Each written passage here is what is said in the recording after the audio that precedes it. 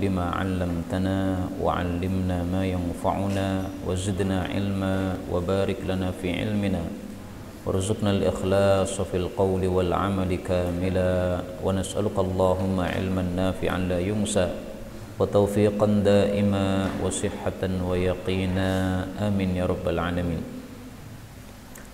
Alhamdulillah kaum muslimin rahimakumullah.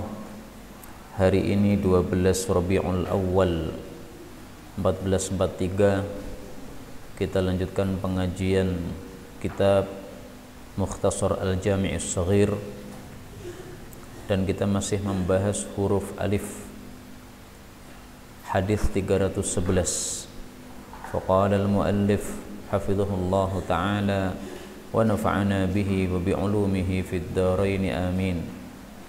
Qala Rasulullah sallallahu alaihi wasallam, idza apabila uq'ida didudukkan al-mu'min orang beriman fi qabrih di dalam kuburannya, utiya dia didatangi, thumma syahida kemudian dia bersaksi alla ilaha illallah bahwasanya tidak ada Tuhan yang berhak disembah selain Allah, wa anna Muhammadar Rasulullah, ini kurang alif ya, Muhammadan, dan bahwasanya Nabi Muhammad adalah utusan Allah.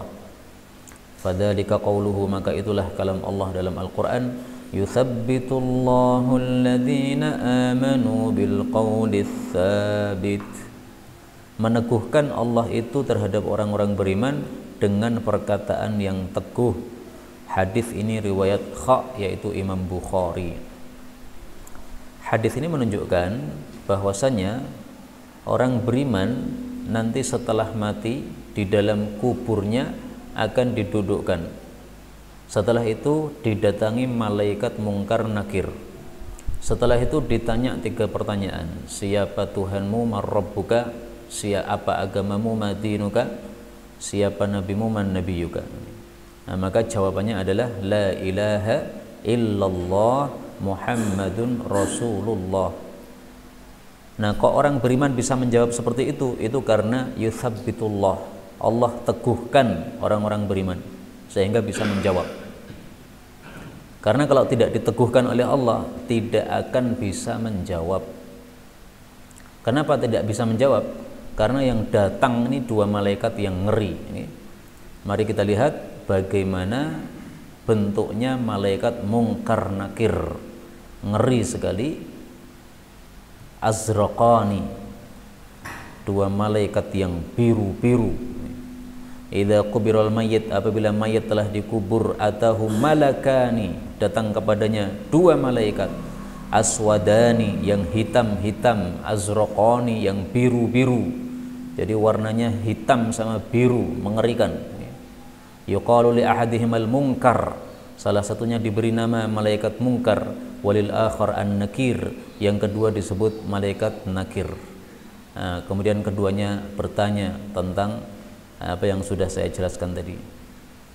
Maka orang beriman setelah bisa menjawab, maka fayaqulani, 2 malaikat tadi mengatakan, qad kunna na'lam annaka taqul, kami sudah tahu kalau kamu itu mengucapkan seperti itu.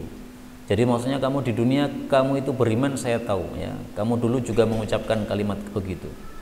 Tsumma yufsahu lahu fi qabrih, lalu lebarkan kuburannya.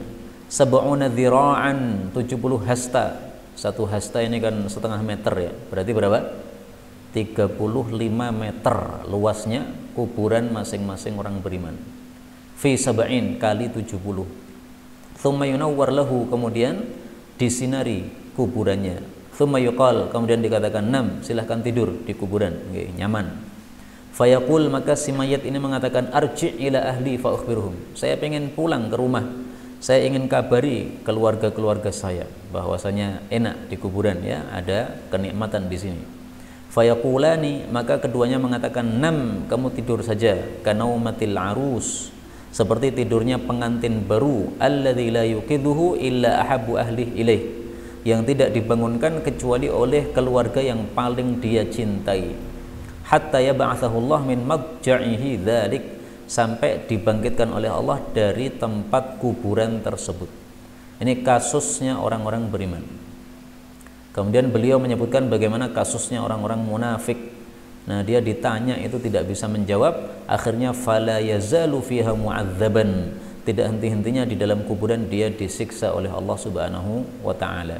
Ini hadis riwayat Tirmidzi, derajatnya hasan. Ini menjelaskan kata-kata utiya, ya, didatangi. Ini maksudnya didatangi oleh malaikat mungkar dan nakir. Karena itu kita berdoa kepada Allah, mudah-mudahan nanti kita mati di dalam kuburan diselamatkan oleh Allah Subhanahu wa taala. Amin ya rabbal alamin. Dan dari sini juga Rasul sallallahu alaihi wasallam mengajarkan kepada kita, kalau selesai menguburkan jenazah jangan langsung pergi. Tapi apa? Mendoakan yang mati tadi. Doanya dua. Ya Allah, ampuni dia. Ya Allah, teguhkan dia dengan perkataan yang sabit. Nah, ini yang dimaksud al-qauli sabit, perkataan yang teguh, yaitu yang bisa menjawab pertanyaan dari malaikat mungkar dan nakir. Nah, doanya sendiri-sendiri saja, kecuali kalau tidak bisa membaca doa. Nah, dipimpin nggak masalah. Kalau masing-masing sudah bisa, ya udah sendiri-sendiri. Jadi kalau Pak Kiainya mimpin nggak apa-apa, ya, dia mimpin yang belum bisa. Yang sudah bisa doa sendiri-sendiri. 312. Rasulullah sallallahu alaihi wasallam bersabda, "Idza apabila uqimatis salatu diqamatis salat fatufi maka tawaflah ala ba'iriki pada untamu wahai Ummu Salamah mi wara'in nasi dari belakang para manusia." Hadis ini riwayat Nun Nasa'i. Maksud hadis ini adalah bolehnya seseorang yang tawaf menggunakan unta. Jadi tawaf tidak harus dengan jalan kaki, naik unta nggak apa-apa. Nah, kalau naik unta tidak apa-apa, berarti demikian juga dibopong tidak apa-apa. Ada orang sakit tidak bisa tawaf, gimana?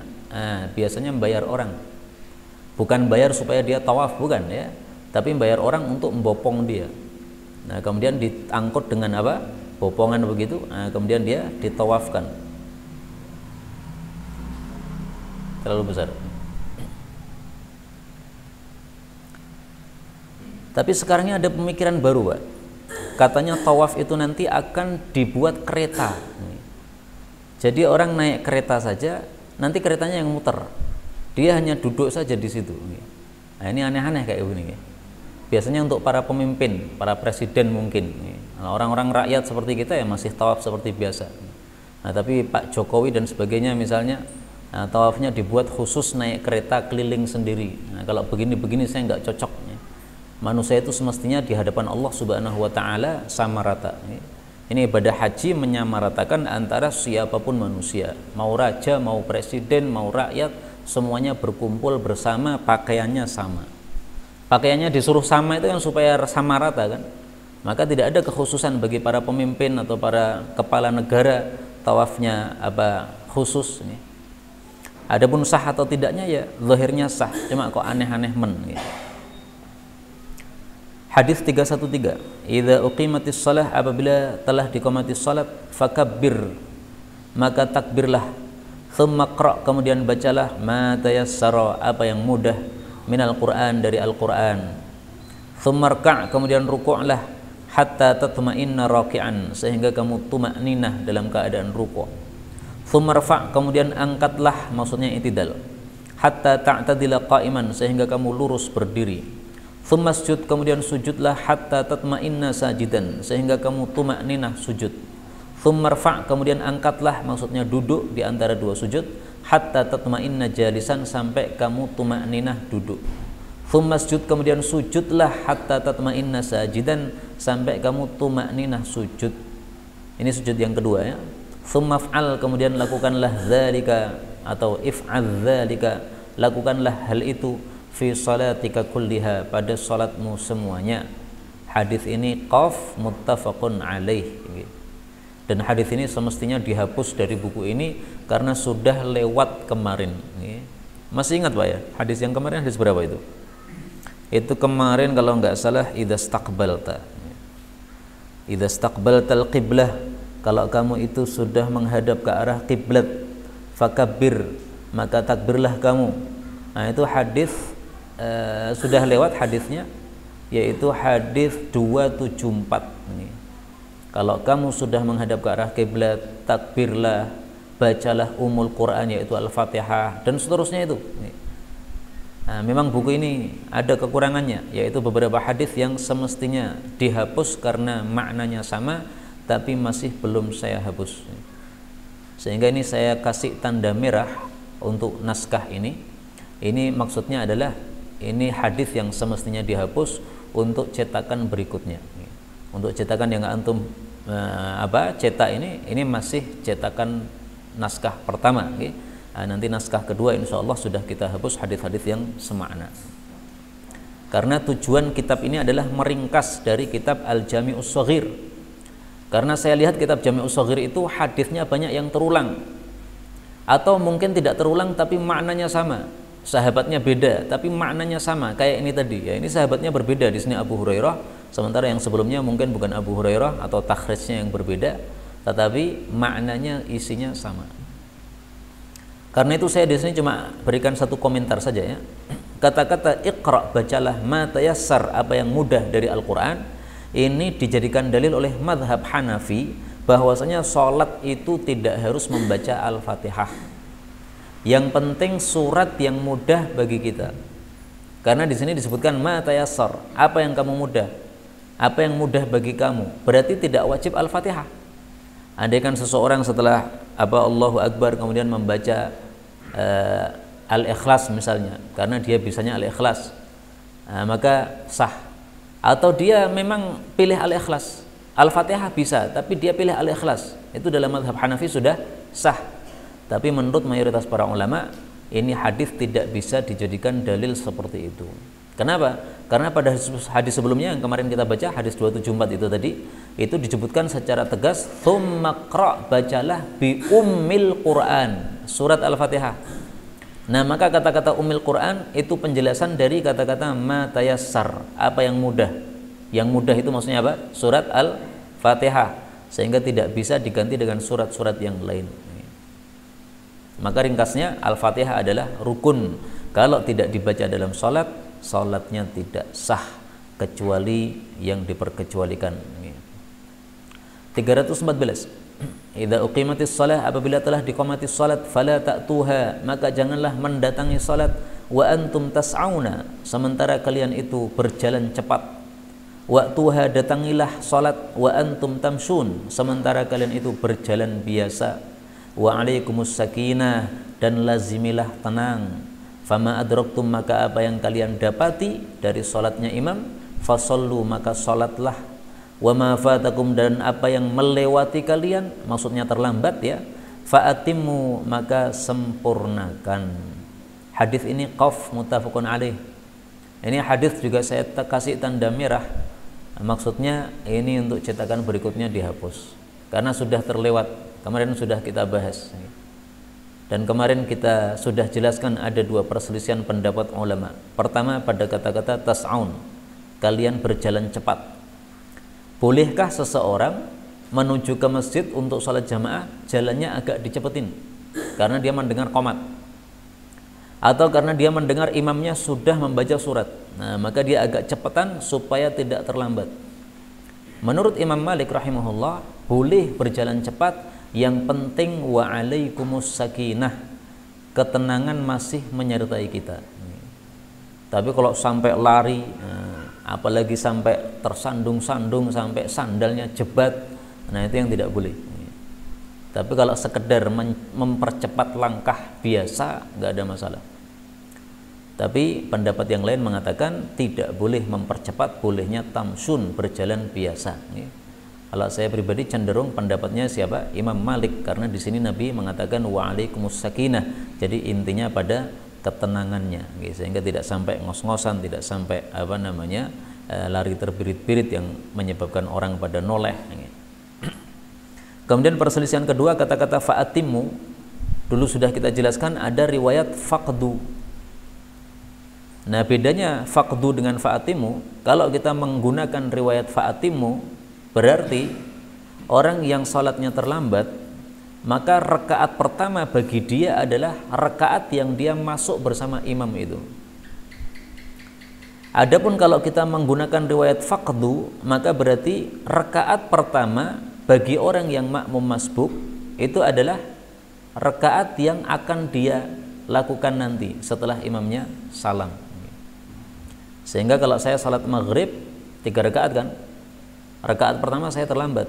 Nah nanti setelah imamnya salam, rakaat 2, rakaat 3, saya nambah 1, ini membaca doa iftitah dulu. Karena rakaat ketiga saya ini adalah mengganti rakaat pertama yang tadi terlewat. Sehingga imam salam, saya bangkit, doa iftitah, al-fatihah, nambah surat. Baru setelah itu ruku. Nah, tetapi riwayat yang lebih banyak adalah riwayat fa'atimmu, sempurnakan. Sehingga rakaatnya orang yang makmum masbuk, rakaat pertamanya adalah yang bersama imam. Sehingga nanti setelah imamnya salam tidak pakai doa iftitah lagi. Ini semua sudah kita jelaskan, tapi saya ulang lagi. 315. Idza uqimatis shalah, apabila diqamatis salat, faqumu fala taqumu, maka janganlah kalian berdiri hatta tarawni, sampai kalian melihat saya. Hadis ini qaf muttafaqun alaih. Hadis ini menunjukkan kapan makmum itu mulai berdiri ketika qomat dikumandangkan. Sunnahnya adalah mulainya berdiri makmum itu ketika imamnya sudah terlihat. Kalau imamnya belum terlihat, jangan berdiri dulu. Misalnya imam dari pintu selatan memberi kode kepada muadzin, qomat. Nah kita berada di shaf belum melihat Pak Imam, tidak berdiri.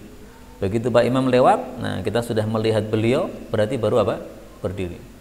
Karena bisa jadi Pak Imam tadi memberi kode qomat, setelah itu beliau batal sehingga dia keluar lagi untuk apa? Wudu. Nah kalau kita sudah berdiri dulu, kita nanti seperti orang dires, berdiri terus padahal imamnya apa? Masih lama. Nah, maka nunggu imamnya datang. Kalau imamnya sudah terlihat tarawni, sudah melihat, barulah makmumnya berdiri. Maka pembahasan ini adalah pembahasan kalau imam tidak bersama makmum, imamnya dari rumah. Nah oleh para ulama dibahas lagi, bagaimana kalau imamnya bersama makmum, imamnya duduk di masjid, sudah duduk di masjid. Seperti di sini saya disuruh oleh Pak Imam untuk menjadi imam. Baiklah, saya mengimami. Nah saya akan duduk bersama antum nih. Kapan mulai berdiri ketika qomat? Itu diperselisihkan oleh para ulama. Anas bin Malik memulai berdiri itu kalau muadzinnya sudah mengucapkan qad qamatis shalah, qad qamatis shalah. Nah baru dia mulai berdiri. Ada lagi pendapat yang mengatakan tidak dari situ, tapi mulai dari awalnya qomat. Tapi ala kulli hal tidak ada satupun hadis dari Rasulullah sallallahu alaihi wasallam. Karena itu Imam Malik mengatakan laisa fihi tauqid. Dalam masalah ini tidak ada penetapan waktu yang pasti dari Nabi sallallahu alaihi wasallam. Kalau mau ikut Anas bin Malik silahkan, nggak ada masalah. Jadi begitu qad qamatis shalah baru kita apa? Bangkit. Dan itu yang biasa saya lakukan, qad qamatis shalah saya baru bangkit. Meskipun kadang-kadang juga tidak begitu. Nah, saya sengaja melakukan itu supaya orang tahu bahwa itulah yang dilakukan oleh Anas bin Malik, sahabat Nabi sallallahu alaihi wasallam. 316. Idza uqimatis shalah, apabila telah diqamati salat, fala salata, maka tidak ada salat illal maktubah, kecuali salat fardu. Hadis riwayat Muslim. Nah, ini jangan salah paham, bukan berarti kalau sudah qomat maka sholat sunnah semuanya harus dibatalkan, enggak begitu. Yang dikatakan fala sholata, tidak ada sholat, itu maksudnya tidak boleh memulai sholat. Bisa dipahami? Jadi kalau sudah qomat tidak boleh kita memulai sholat apapun kecuali sholat fardu yang sudah diqomati tadi.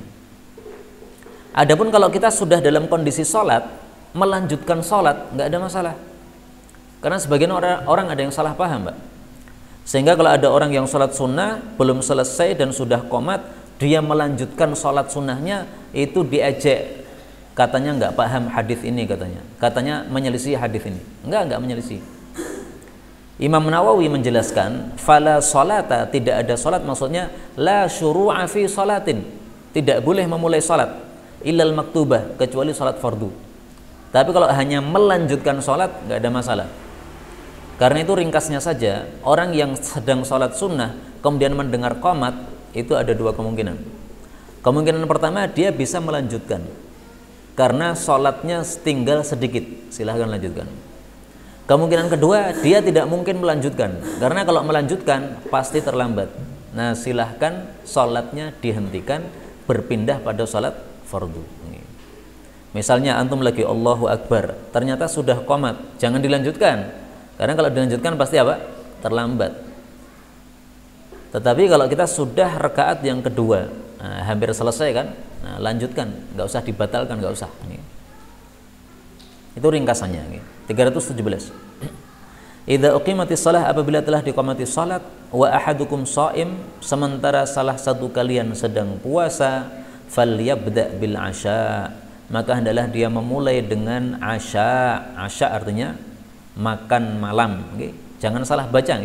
Kalau dibaca isya salah, karena isya itu salat isya. Nah di sini asya makan malam. Qabla salatil maghrib, sebelum salat maghrib. Wala ta'jalu, dan janganlah kalian tergesa-gesa an dari asyaikum, makan malam kalian. Hadis ini menunjukkan dua hal. Pertama, kalau kita mendengar qomat sementara hidangan buka puasa sudah disiapkan, maka jangan sholat dulu, tetapi hendaklah apa? Makan dulu. Dan ini tidak hanya berlaku untuk sholat maghrib, sholat duhur pun juga begitu. Sholat duhur padahal sudah dihidangkan makanan. Nah qomatnya biasanya agak lama, tapi ini delalah qomatnya kok cepat. Biasanya kita makan selesai baru qomat. Ini makan baru mulai, tiba-tiba sudah qomat, lanjutkan makannya. Yang kedua, hadis ini menunjukkan bahwasannya penyebab yang bisa menghilangkan kekhusyuan hendaklah ditinggalkan. Kita sholat sementara makanan sudah disiapkan, pikirannya melayang ke makanan, sholatnya nggak khusyuk. Sholat malah teringat telur, malah teringat apa? Telur dadar, telur goreng, ya, ayam dan sebagainya. Apalagi sambelnya sambal terasi, nikmat sekali, baunya masya Allah. Nah, sholat sambil ngeces ngiler ya, nggak khusyuk. Nah, maka tujuan dari hadis ini adalah supaya kita sholatnya khusyuk. Nah, maka kata-kata ini ya, idza uqimat, apabila telah diqomati sholat, itu maksudnya sudah diqomati sholat sementara hidangan sudah siap. Kalau hidangan belum siap ya sholat dulu, tapi begitu hidangan sudah siap maka dilanjutkan makan dulu. Mari kita lihat kalimatnya yang sudah, yang masih apa, yang kalimat yang lebih jelas. Idza uqimatis shalah, apabila telah diqomati salat, wa hadaral asya, dan sudah hadir, maksudnya sudah siap makan malam itu, fabda'u bil asya, maka mulailah dengan makan malam. Hadis muttafaqun alaih. Nah, ini mengingatkan saya kondisi ketika waktu pernah ke Jakarta dulu, ada satu aksi demonstrasi. Nah, saya semobil dengan Ustadz Mudakir hafizahullah taala. Nah, kita sudah berjalan siang-siang, ya namanya siang-siang, lelah, panas, lapar sudah. Nah, kemudian dibelikan nasi nasi bungkus. Nah, saya mikir, wah ini kalau sholat dulu, padahal sama Ustadz Mudakir biasanya sholatnya lama, ini tambah lemes aku. Nah, tapi ternyata sampai di masjid oleh beliau disuruh makan dulu. Alhamdulillah. Nah, ini fikihnya kayak begini. Beliau tahu ini orang-orang sudah lapar nih siang-siang. Dan waktu datang ke masjid itu sholat jamaah sudah selesai. Ya kira-kira setengah satu atau jam 1 lah di masjid itu. Nah, orang-orang sudah lapar. Tidak mungkin beliau ajak sholat dulu, nggak mungkin. Pasti pada ngiler apa? Bayangkan nasi bungkus. Nasi bungkusnya masih hangat nih, masya Allah, kita lelah-lelah. Nah, tidak mungkin diajak sholat dulu, tidak akan khusyuk. Hadis berikutnya 318. Idza uqimatis shalah, apabila telah diqamatis salat, wa aradar rajul, dan berkehendak seseorang itu al-khala, untuk buang hajat, falyabda, maka hendaklah dia memulai bil khala'i, dengan buang hajat. Hadis ini riwayat Imam Malik dan lain-lainnya. Hadis ini semakna dengan hadis sebelumnya, bahwa seseorang harus mencari sebab-sebab kekhusyuan dan menghilangkan sebab-sebab pelenyap khusyuk. Sehingga kalau sudah ada keinginan untuk BAB atau BAK, maka selesaikan dulu. Kalau sudah plong, baru kemudian sholat. Tapi orang yang menahan kencing atau BAB ini memang ada dua macam menurut para ulama. Ada kalanya perasaan kencingnya itu hanya kecil atau sedikit. Nah, maka seperti ini boleh ditahan, kemudian lanjut sholat, nggak ada masalah.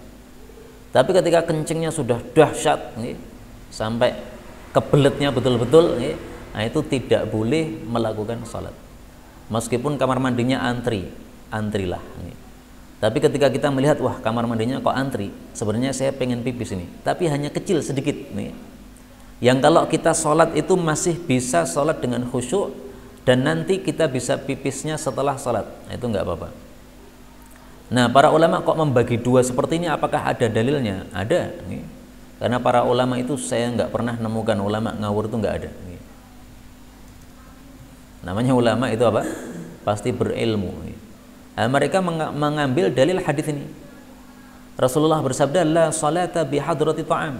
Tidak boleh salat ketika sudah hadir atau sudah siap makanan. Wala wa huwa yudafi'ul akhbathan. Tidak boleh salat ketika dia itu terdorong oleh dua yang buruk. Nah, dua yang buruk ini maksudnya BAB sama BAK. Nah, kata-kata yudafi', dorong-dorongan, menunjukkan apa? Ini sudah dahsyat. Sehingga kalau masih ringan nggak apa-apa. Karena itu kalau masih ringan perasaan kita mau pipis itu, kita lihat saja kondisinya bisa untuk pipis tidak. Kalau bisa ya pipis dulu. Kalau tidak bisa karena antrinya terlalu banyak, udah sholat dulu nggak apa-apa. Nanti selesai salam baru kemudian kita buang air. 319. Idza tahala, apabila bercelak ahadukum salah satu kalian, falyaktahil, maka hendaklah bercelak witron, ganjil. Wa idza istajmara, dan apabila istijmar, falyastajmir, maka hendaklah istijmar witron, dengan ganjil juga.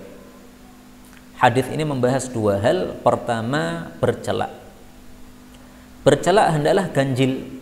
Ganjil gimana? Nah, ini mata kanan dioles 3 kali, mata kiri dioles 3 kali. Kalau sini 5 ya sini 5, biar adil nih. Sini 1 ya sini 1 gitu.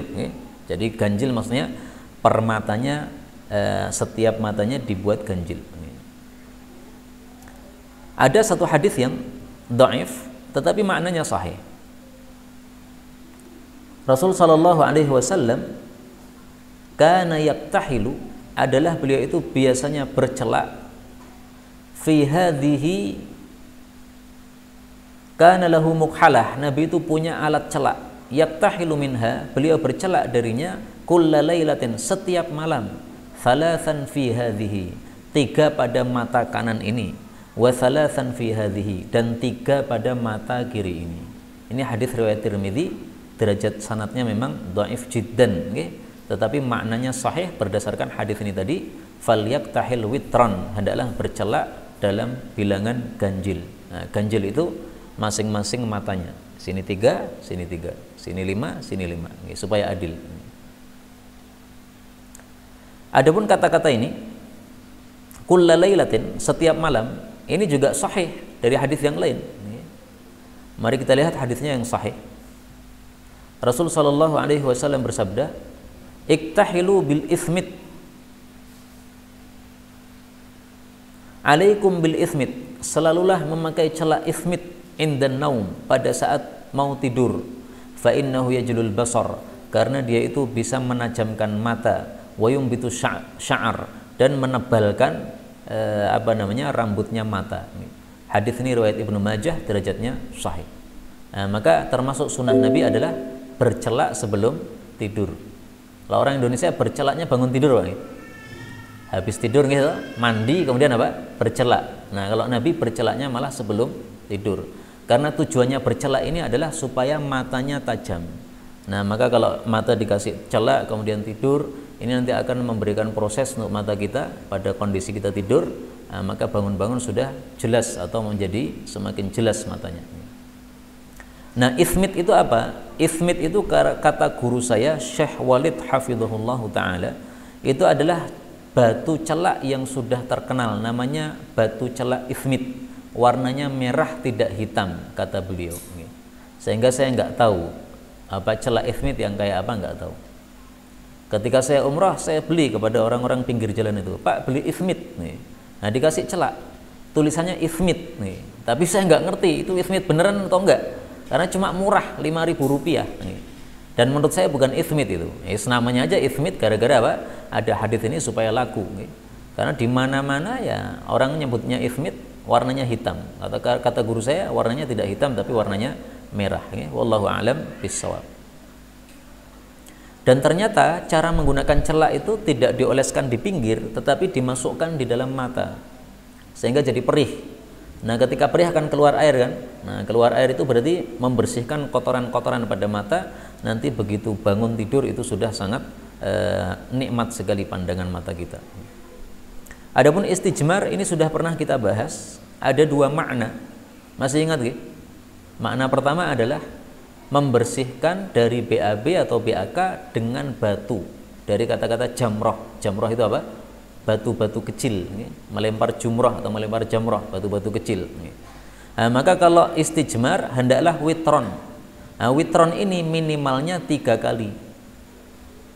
Setelah BAB pakai tisu, tidak pakai air boleh, tapi minimal tisunya 3 kali. Kalau sudah bersih ya sudah. Kalau belum bersih tambah lagi sampai 5 kali. Sudah bersih ya sudah. Belum bersih tambah lagi sampai 7 kali dan seterusnya. Ini makna pertama. Makna kedua, istijmar adalah apa? Menguapi jenazah dengan dupa. Kayu dupa dibakar, baunya kan wangi tadi. Nah, kemudian jenazahnya dikasih wewangan itu. Dikitari, diubengi gini, 1 kali, 2 kali, 3 kali. Tujuannya untuk mewangikan jenazah tersebut. Nah, ini adatnya orang Arab zaman dulu. Nah, kalau orang Indonesia kayaknya tidak ada adat ini, tapi dikasih serimpi gitu. Nah, kalau dikasih serimpi ya witir, dari depan, dari kepala sampai kaki 1, kasih lagi 2, kasih lagi 3, witir. Maka kalau kita pakai parfum pun juga apa? Bagusnya witir. Pakai parfum, oleskan, parfum lagi, oleskan, nah, parfum lagi, oleskan 3 kali. 320. Idza apabila aksabukum. Aksabu itu artinya adalah qarabukum, mereka mendekati kalian. Farmuhum, maka panahlah mereka, bin nabl, dengan anak-anak panah. Wastabqu, dan sisakanlah nablakum, anak-anak panah kalian. Hadis ini riwayat Imam Bukhari. Ini adalah taktik perang. Zaman dulu kan perang itu harus berhadapan-hadapan karena belum ada bom dan sebagainya. Nah, maka caranya gimana? Menunggu sampai musuh itu dekat. Kalau musuh sudah dekat, langsung diserbu dengan anak panah. Jadi langsung digertak dengan anak panah. Begitu mereka terkena anak panah ini kaget gitu. Maka ini menyebabkan apa? Mereka langsung mundur saat itu juga. Tapi jangan semua anak panahnya dilepas. Anak panahnya harus ada sebagian yang tetap ditahan. Karena ini hanya gertakan awal saja. Ketika mereka sudah mendekat, diserang dengan anak panah. Tapi biasanya musuh juga sudah siap, maka yang depan biasanya bawa apa? Tameng. Nah, di panah mereka langsung tameng begini. Ini adalah teori perang yang diajarkan oleh Sayyidina Rasulullah Sallallahu Alaihi Wasallam. Jadi memang sunnah Nabi itu sangat komplit, apapun ada, termasuk taktik perang pun diajarkan oleh Rasul Sallallahu Alaihi Wasallam.